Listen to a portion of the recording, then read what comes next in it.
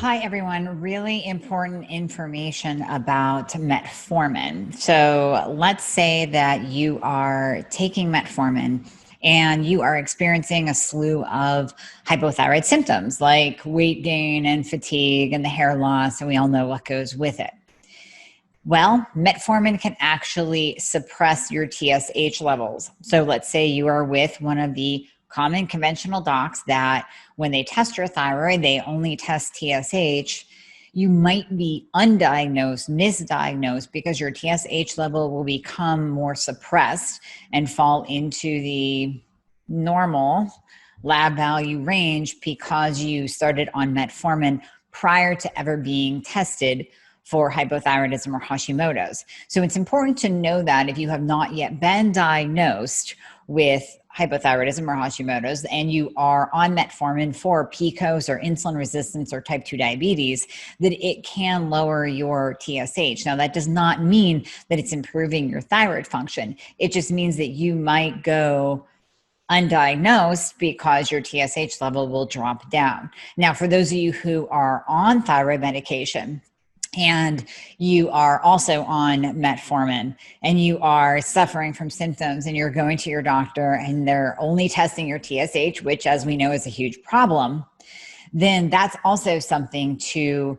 be aware of. Because if you are being dosed, if your thyroid medication is being dosed based on your TSH level and metformin is suppressing it, you might not be receiving the correct amount of thyroid hormone replacement therapy that you need to optimize your thyroid level, because your doctor is mistakenly going by TSH alone, which, as we know, is a huge mistake in and of itself.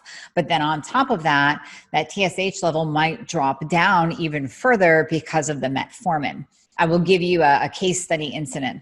So a patient of mine who we have finally optimized, she's losing weight, she's feeling great. You've probably seen her interviewed on my Facebook Lives. She's given testimonials. She is just a walking optimized thyroid patient.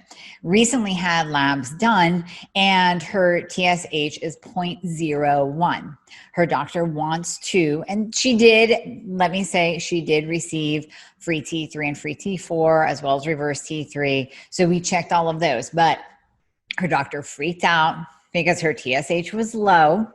And the question is, what's making it low? Yes, she is on thyroid medication. We know that thyroid medication alone, especially T3, will suppress your TSH level. Now you pair that up with metformin and you might get a really, really low, really, really suppressed TSH level to where your doctor freaks out and then starts to reduce your thyroid medication because of it, because they are scared of, and you've seen my video on this, fears and frustrations of T3 therapy. They are scared of you having a heart attack or getting osteoporosis, and that simply is not the case. That has been completely smushed in terms of validity.